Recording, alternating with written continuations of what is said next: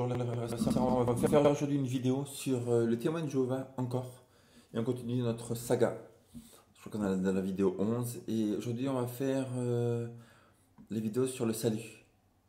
Le salut et les 144 000 et la grande foule. Le salut, c'est important parce que la base de toute la parole de Dieu, c'est connaître Dieu, être ami avec lui. Et lui nous offre la vie éternelle avec la foi en Jésus-Christ. La chose, c'est que si on ne croit pas en Jésus comme Dieu, et si on n'est pas sauvé, on n'a pas la vie éternelle. Ici, il nous est dit,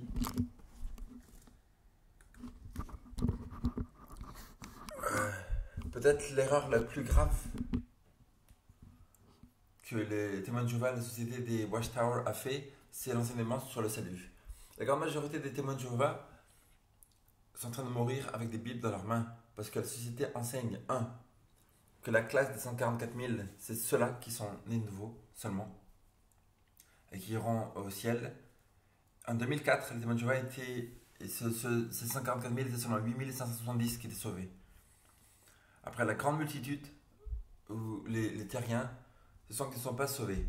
Ils n'ont pas donc les emblèmes du pain et du sang de Jésus-Christ.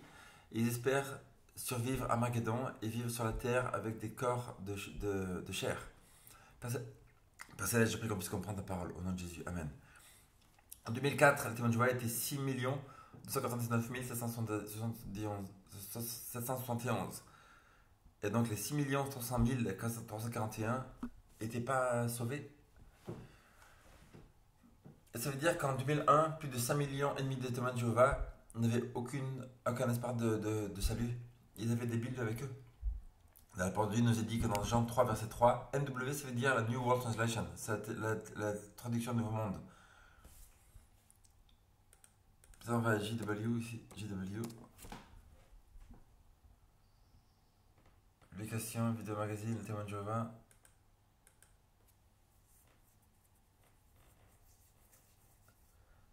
Après, lisez la Bible en ligne. En français, c'est Jean 3, 3. Donc, on est à Jean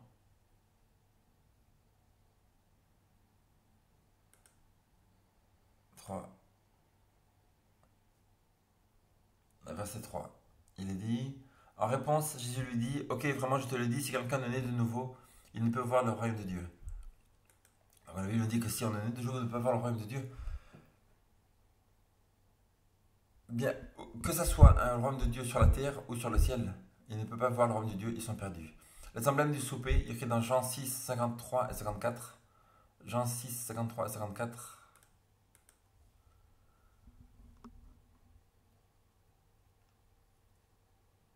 Jean 6, 53 et 54, il nous a dit.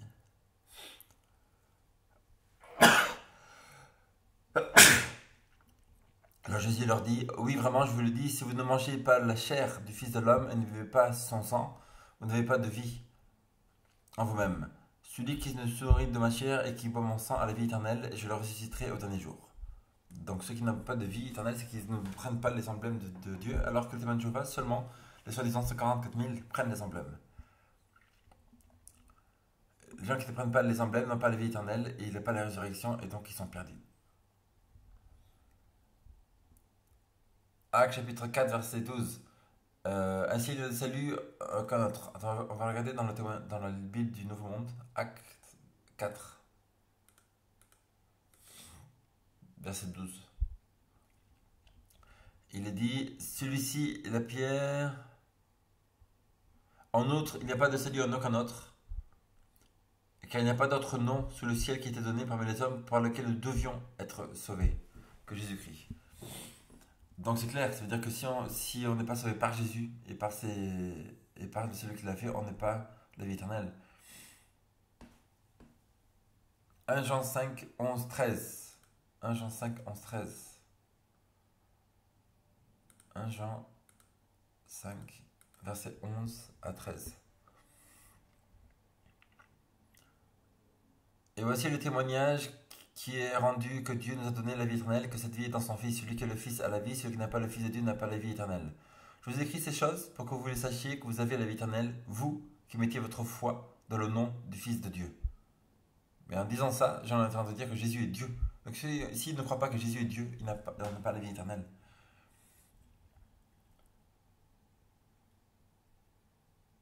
He does the Son of life, he does not life. I write to you these things that you may know that you have everlasting life. You who put your faith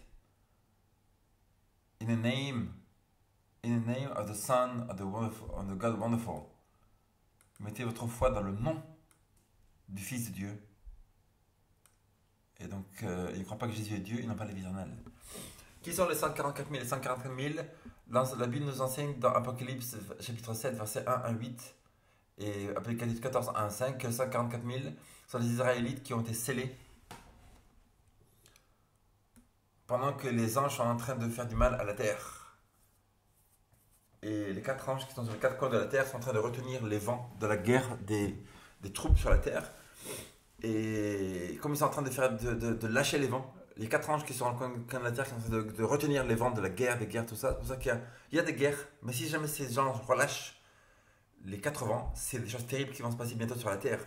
Mais un moment va se passer bientôt où ces anges-là vont relâcher les vents et on va voir des choses qu'on n'a jamais vues depuis l'histoire de la création. Apocalypse 14, versets 1 à 5, ils viennent de la terre, ils sont sans faute devant Dieu, ils sont devant le trône de Christ. Donc la Société des témoins de Jéhovah nous enseigne que ces 54 000 sont un groupe littéral de chrétiens qui ont vécu et qui sont scellés depuis le temps de Christ. Mais la Bible nous enseigne qu'ils sont scellés, Apocalypse 7, verset 1 à 3, ils sont juste devant les anges, juste avant que les anges ne fassent pas de mal à la terre. Donc il y a une grande erreur théologique ici parce que les 144 000, ils ne viennent pas depuis toute l'ère chrétienne. Ces 144 000, ils commencent au moment où les anges, on leur dit de ne pas faire du mal à la terre. Et c'est juste avant Armageddon, c'est juste avant la dernière plaie d'Apocalypse 16. Et ce n'est pas depuis le temps de Christ. Donc ils sont assez en erreur. Apocalypse 7, 4 à 8 nous dit que 144 000 sont 12 000 de chaque tribu d'Israël. Est-ce que c'est littéral et spirituel? Pour être consistant, ça ne peut pas être les deux. C'est ou littéral ou spirituel. On ne va pas en parler de ça aujourd'hui. Mais la Société des témoins de Jéhovah nous dit que c'est un nombre littéral d'Israélites spirituels. Alors là c'est une confusion, c'est une grande confusion, mes amis. Là. On va appeler ça de confusion spirituelle. Là. C'est ou spirituel ou c'est littéral. Là. Ça ne peut pas être les deux en même temps. Là. On ne peut pas confondre le spirituel et le confondre le littéral. Là. La Bible et l'histoire prouvent que le nombre ne peut pas être littéral. Colossiens 1, 23. Hop, on va à Colossiens 1, chapitre 1, verset 23. Donc si on a la Bible du Nouveau Monde, des témoins de Jéhovah, Colossiens 1, 23, il est écrit: pourvu évidemment que vous restiez dans la foi, établis dans le fondement et ferme et sans bouger dans l'espérance de cette bonne nouvelle qui vous a été entendue, qui vous a été prêché dans toute la création qui est sous le ciel. De cette bonne nouvelle, moi, Paul, je suis devenu un ministre. Cette bonne nouvelle qui était prêchée dans tout le monde. Donc ça veut dire que des centaines de milliers de chrétiens qui sont devenus chrétiens dans les premiers 3 siècles avant Constantine, beaucoup sont morts pour leur foi. Et ce nombre, c'est largement supérieur aux 140 000 déjà. Donc ça veut dire que ce serait déjà complet, même au premier siècle, les 50 000 seraient déjà complets, parce qu'il y a beaucoup eu de martyrs déjà dans les 3 premiers siècles. Que ce soit persécution à Rome, et que ce soit après les Vaudois aussi. Et que ce soit au premier siècle, même beaucoup de chrétiens à l'époque des 12 apôtres ont été tués. Donc les témoins de Jéhovah sont en erreur. Apocalypse 7, 9 à 17. Apocalypse 7, 9 à 17, qui a une grande multitude. Verset 15, qui sont devant le trône de Dieu et qui lui donnent service dans le temple. Donc cette grande multitude, 144 000, ils sont dans le temple, dans le ciel, devant le trône de Dieu. L'interlinéaire du royaume de témoins de Jéhovah nous dit, devant le trône, as in a sight of the throne, c'est devant la vue du trône de Dieu. L'Apocalypse 14, 3, 144 000, temple, grec naos, c'est l'habitation divine. Apocalypse 19, 1 montre aussi la grande multitude dans le ciel. C'est des gens qui sont venus de la terre parce qu'ils ont chanté une chanson de salut que les anges ne peuvent pas chanter. Donc c'est pas depuis le début, parce qu'ils sont dans le ciel, il est écrit aussi.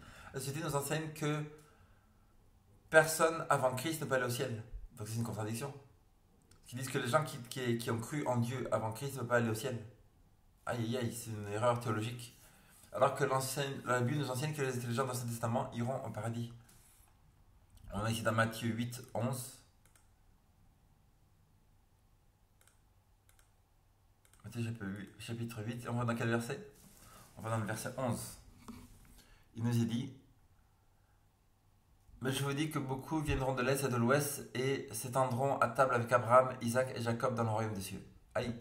Là, il est écrit que les gens, dans l'Ancien Testament, iront au paradis. Voyez aussi Hébreux 11, 10, 11, 16, 11, 13 et Hébreux 13, 14. 1 Corinthiens 15, 50. 1 Corinthiens, on va où? Chapitre 15. 1 Corinthiens 15, à quel verset on va? On va au chapitre, verset 50 à 54. Ça nous dit: cependant, je vous dis ceci, frères, que la chair et le sang ne peuvent hériter du royaume de Dieu et que la corruption n'hérite pas l'incorruptibilité. Écoutez, je vous dis un saint secret. Nous ne nous entendrons pas tous dans la mort, mais nous serons tous changés, en un instant, en un clin d'œil, durant la dernière trompette, car la trompette sonnera et les morts seront élevés incorruptibles et nous serons changés. Il faut en effet que ceci qui est corruptible revête l'incorruptibilité et que ceci qui est mortel revête l'immortalité. Mais lorsque ce qui est corruptible revêtira l'incorruptibilité et que ceci qui est mortel revêtira l'immortalité, alors ce qui sera la parole est écrite, la mort est engloutie pour toujours. Donc ça veut dire que rien de corrompu ou impur ne peut aller au paradis, écrit. Et que nos corps imparfaits, qui ont du sang, etc., des cellules doivent être changés. Philippiens 3, 20, 21. Le Seigneur Jésus-Christ transformera nos corps humiliés, qui les conformera à son corps glorieux. Donc tout le monde aura des corps au paradis, ce sera des corps glorieux. On ne sait pas ce qu'on sera, 1 Jean 3, 2, mais on sait qu'on sera comme lui, parce qu'on le verra comme il est. Donc on a des corps glorieux, ressuscités. Ce ne sont pas des esprits qui sont au paradis. Apocalypse 5, 10. Il nous a fait des rois et des prêtres. Donc il dit que les chrétiens, aura un prêtre, une prêtrise royale, un Pierre de neuf, qui sont co-héritiers avec Jésus, Romains 8, 17.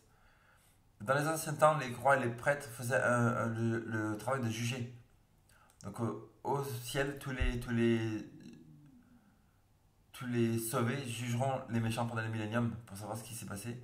Apocalypse 24, 1 Corinthiens 6, 3. Donc les 144 000 ne sont pas les gens qui sont arrivés à l'époque de Jésus, depuis l'époque de Jésus. C'est les gens déjà qui arrivent au temps de la 7e plaie, au temps de Armageddon. Les 7 dernières plaies, au temps d'Armageddon. Et donc ils sont en erreur là-dessus aussi.